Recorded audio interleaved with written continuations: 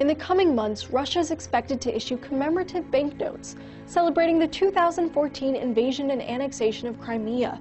This controversial move is, by some, thought to be an intentional distraction from Russia's deep economic recession. The annexation of Crimea, along with military action in Syria, has much of the Western world turning its back on Russia. So we wanted to know, is President Putin causing Russia's economic recession? Well, economic reports from the late 2015 have shown that Russia's economy has consistently shrunk over the past 3 quarters. This current period is seeing a 4% drop compared to last year's figures.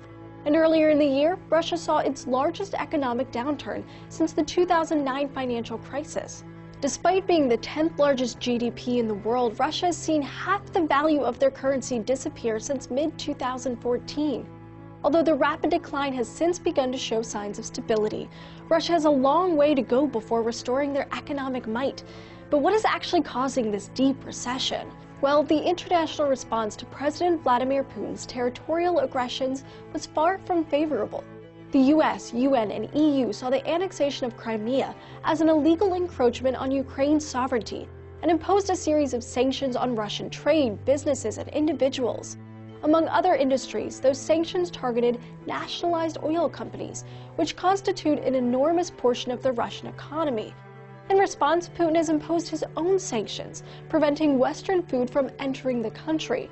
Russia even destroyed tons of cheese, fruit, bacon, and other foods, instead of allowing them to go to the country's many impoverished residents. But while Russia may have been able to avoid significant downturn dealing with sanctions alone, geopolitical events have crippled their oil revenues even further. Over the past 2 years, the US and Saudi Arabia have been competing for oil supremacy.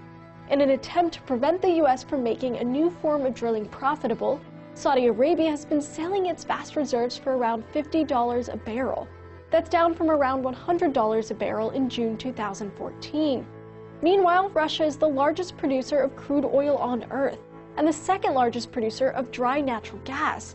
In 2013, Russia saw 68% of its export economy dependent on oil. Obviously, economic sanctions coupled with a dramatic collapse in oil prices has left Russia with nowhere else to turn.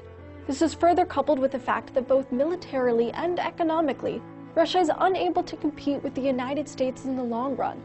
In the end, it seems that Vladimir Putin's obstinance in the face of economic downturn may just further Russia's slow economic decline. Another reason Russia might be in economic decline is the country's high level of corruption, which benefits the elite but punishes the less wealthy. Find out more in our episode right here.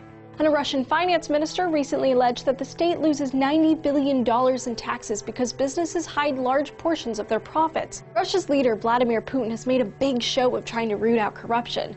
But after being in office for 15 years, many have said that the government is primarily an oligarchy, run by Putin's closest friends and relatives. According to the Institute of International Finance, Russia may run out of financial reserves by mid-2017. The country has spent the past 2 years battling economic shortfalls, so is Russia running out of money?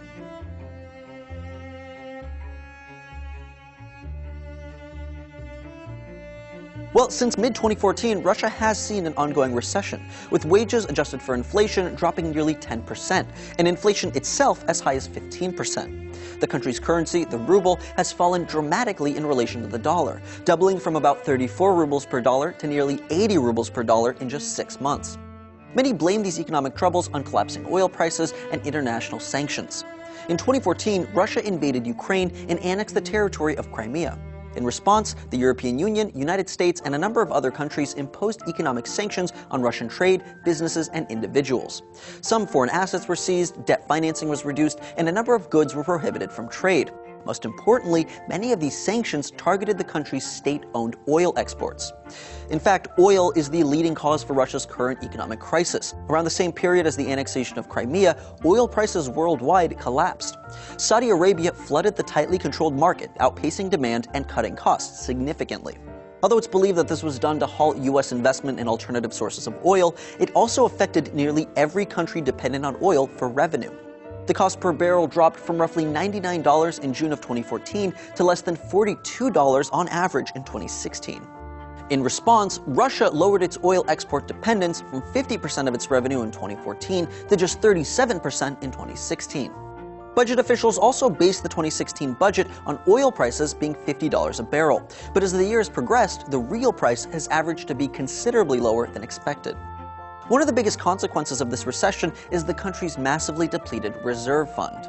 This fund is used to shore up the yearly budget, which is based on what the government projects it will receive in taxes and exports. But for the past 2 years, those predictions have fallen short. As of September 2016, this fund held roughly $32 billion, which is less than a quarter of what it was at its peak in 2008. But all of this doesn't mean that Russia will run out of money entirely, since the country boasts a GDP of roughly $1.3 trillion. But it would likely mean that the remaining shortage would come from Russia's welfare fund. The roughly $70 billion fund is intended to serve as capital for future pensions, as well as any major investments, such as infrastructure. Russia could use the fund to solve budget issues in the short term, but be left without any prospects for improvement in the future.